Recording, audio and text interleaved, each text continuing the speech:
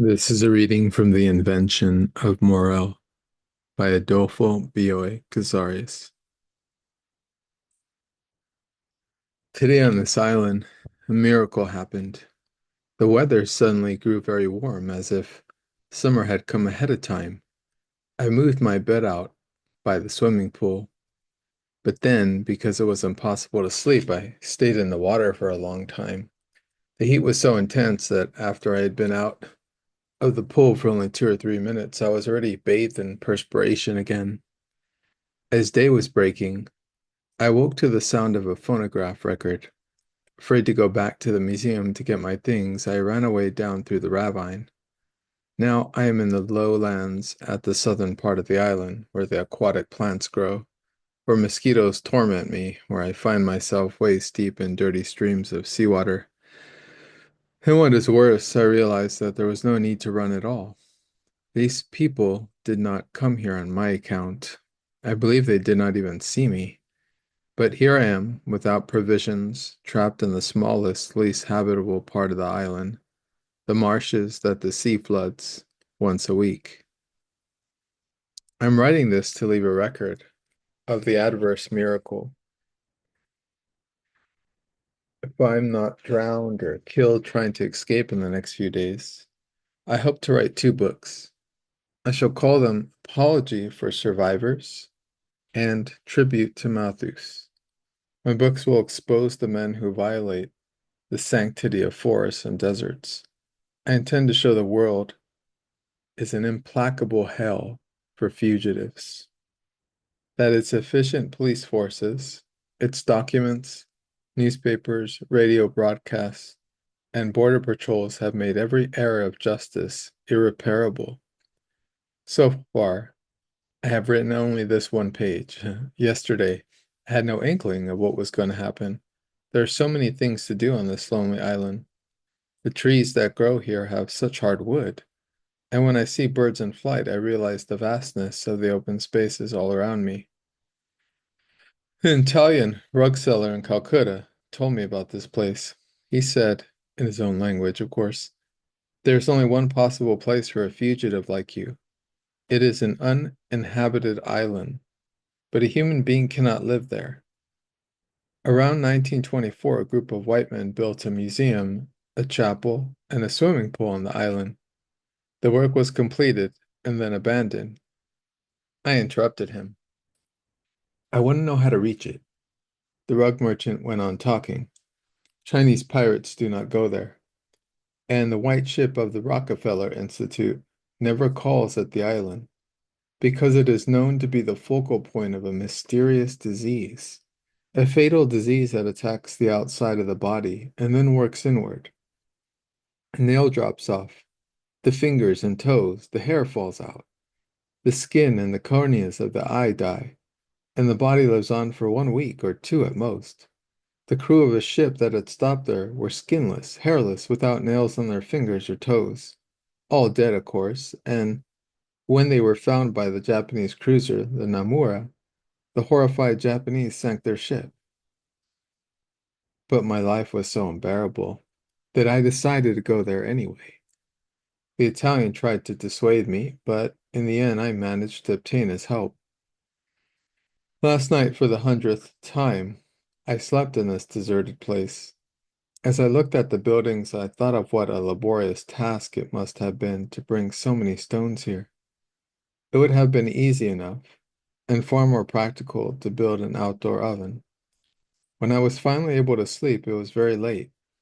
The music and the shouting woke me up a few hours later. I have not slept soundly since my escape. I'm sure that if a ship, a plane, or any other form of transportation had arrived, I would have heard it. And yet suddenly, unaccountably, on this oppressive summer-like night, the grassy hillside has become crowded with people who dance, stroll up and down, and swim in the pool, as if this were a summer resort like Los Tecas or Marion Bad. From the marshlands with their churning waters, I can see the top of the hill and the people who have taken up residence in this museum. I suppose someone might attribute their mysterious appearance to the effect of last night's heat on my brain. But there are no hallucinations or imaginings here. I know these people are real. at least as real as I am. The fact that their clothes are from another era indicates that they are a group of eccentrics, but I've known many people who use such devices to capture the magic of the past. I watch them unwaveringly, constantly with the eyes of a man who has been condemned to death. They are dancing on the grassy hillside as I write, unmindful of the snakes at their feet. They are unconscious enemies who, as they corner me against the sea in the disease-infested marshes, deprive me of everything I need, everything I must have if I am to go on living. The sound of their very loud phonograph, T for Two and Valencia are their favorite records, seems now to be permanently superimposed on the wind and the sea.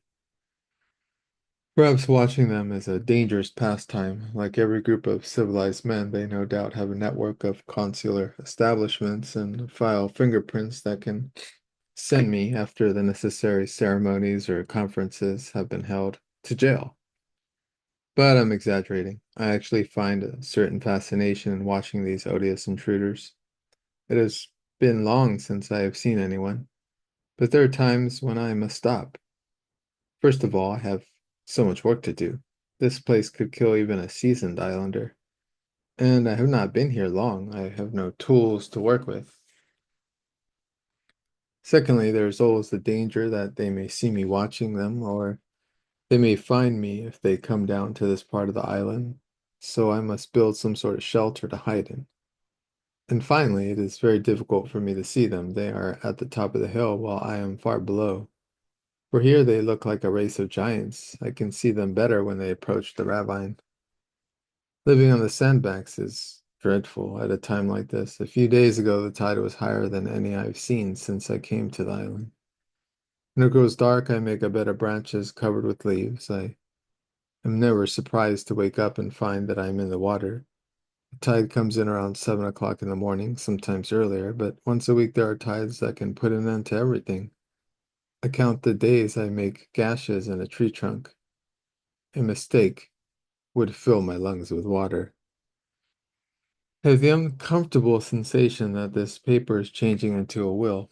If I must resign myself to that, I shall try to make statements that can be verified so that no one, knowing that I was accused of duplicity, will doubt that they condemned me unjustly. I shall adopt the motto of Leonardo, ostinato rigor, as my own and endeavor to live up to it. I believe that this island is called Villings and belongs to the archipelago of the Ellice Islands.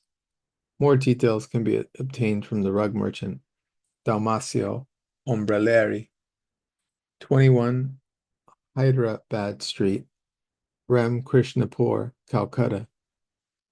He fed me for several days while I hid in one of his Persian rugs, and then he put me in the hold of a ship bound for Rabaul.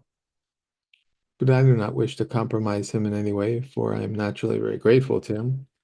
My book Apology for Survivors will enshrine Ombrelleri in the memory of men, the probable location of heaven as a kind person who helped a poor devil escape from an unjust sentence. A card from the rug merchant put me in contact with a Sicilian at Rabaul, who gave me instructions in a stolen boat as we stood in the metallic gleam of the moonlight. I could smell the stench of the fish, canneries. I rowed frantically and arrived incredibly at my destination, for I did not understand the compass. I had lost my bearings, I had no hat, and I was ill, haunted by hallucinations. The boat ran aground on the sands at the eastern side of the island. The coral reefs must have been submerged. I stayed in the boat for more than a day, reliving that horrible experience, forgetting that I had arrived at my journey's end. The island vegetation is abundant. Spring, summer, autumn, winter plants, grasses, and flowers overtake each other with more urgency to be born than to die. Each one is invading the time and the place of others in a tangled mass. But the trees seem to be diseased. Although their trunks have vigorous new shoots, their upper branches are dry. I find two explanations for this. Either the grass is sapping the strength from the soil, or else the roots of the trees have reached stone. The fact that the young trees are in good condition seems to confirm the second theory. The trees on the hill have grown so hard that it is impossible to cut them, nor can anything be done with those on the bank. The slightest pressure destroys them, and all that is left is a sticky sawdust, some bland splinters. The island has four grassy ravines. There are large boulders in the ravine on the western side. The museum, the chapel, and the swimming pool are up on the hill. The buildings are modern, angular, with unadorned, built of unpolished stone, which is somewhat incongruous with the architectural style. The chapel is flat, rectangular, looks like a long box. The swimming pool appears to be well built, but as it is at ground level, it is almost filled with snakes, frogs, and aquatic insects. The museum is a large building, 3 stories high, without a visible roof. It has a covered porch in front and a smaller one in the rear, and a cylindrical tower. The museum was open when I arrived. I moved in at once. I do not know why the Italian referred to it as a museum. It could be a fine hotel for about 50 people or a sanitarium. In one room, there is a large but incomplete collection of books consisting of novels, poetry, drama. The only exception was a small volume, Bellador Travaux La Moline, Paris, 1737, which I found on a green marble shelf and promptly tucked away into a pocket of these now threadbare trousers. I wanted to read it because I was intrigued by the name Bellador, and I wondered whether the Mullen purse would help me understand the mill I saw on the lowlands of this island. I examined the shelves in vain, hoping to find some books that would be useful for a research project. I began before the trial. I believe we lose immortality because we have not conquered our opposition to death.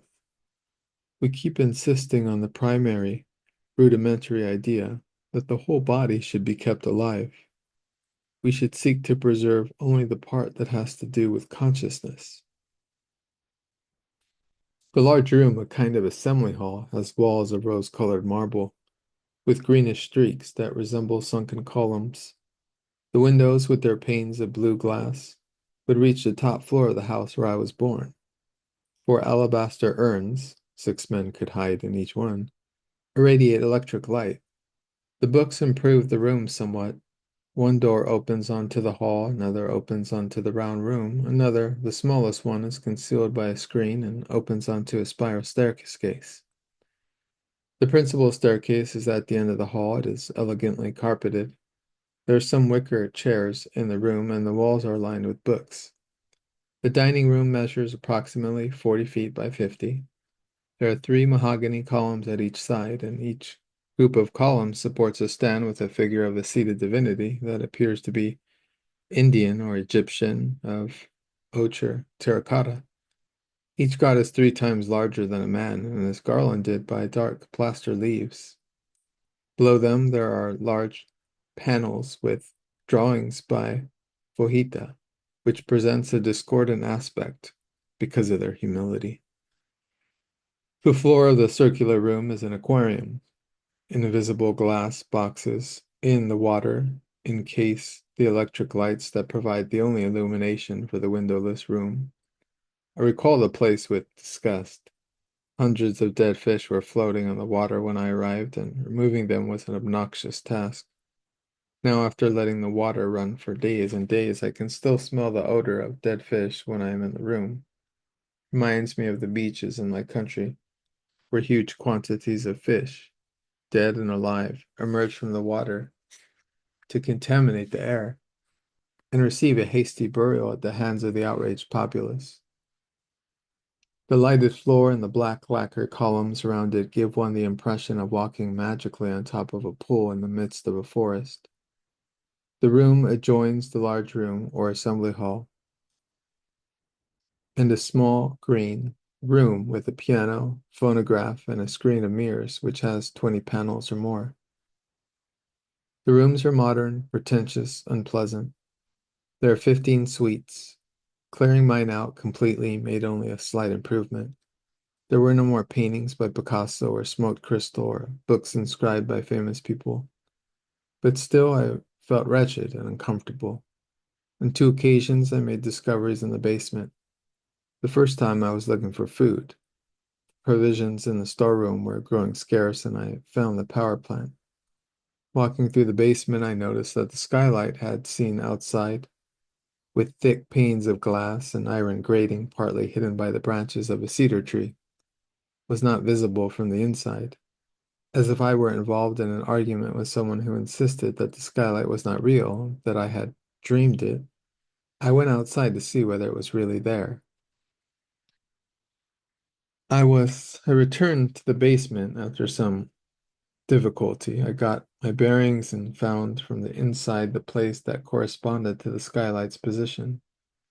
I looked for cracks, secret doors. The search was to no avail, for the wall was smooth and very solid. I thought that the wall must surely conceal hidden treasure, but when I decided to break the wall to see what was behind it, I was motivated by the hope of finding not machine guns and munitions, but the food I needed so desperately. I removed an iron bolt from the door, and with increasing wariness, I used it to make a small opening in the wall. A blue light appeared. I worked with a kind of frenzy, and soon I made a hole large enough to crawl through. My first reaction was not disappointment at finding no food or relief at recognizing a water pump and generator, but ecstatic, prolonged amazement. The walls, the ceiling, the floor were of blue tile, and even the air itself. In that room where the only contact with the outside world was a high skylight obscured by the branches of a tree, had the deep azure transparency of a waterfall's foam. I know very little about motors, but even so, I was not long in getting them started. Now, when the rainwater is all gone, I can turn on the pump. It surprises me that the machines are relatively uncomplicated and in good condition, and especially that I knew what to do with them. But I was not completely successful, and I've come to feel more and more that perhaps I may never be, for I have not yet been able to discover the purpose of the green motors in the same room, or the reason for the mill wheel I saw in the lowlands at the southern tip of the island. It is connected to the basement by an iron pipeline, and if it were not so far from the coast, I should imagine it had something to do with the tides. Could it possibly charge the storage batteries of the power plant? My ineptitude makes me very frugal. I turn on the motors only when it is absolutely necessary to do so. But once I had every light in the museum burning all night long, that was the second time I made the discoveries in the basement. I was ill. I hoped that I might find a medicine cabinet somewhere in the museum. There was nothing upstairs, so I went down to the basement. And that night I forgot about my sickness. I forgot the horrible, nightmarish existence I was leading. I discovered a secret door, stairway, second basement. I entered a many-sided room like those bomb shelters I have seen in movies.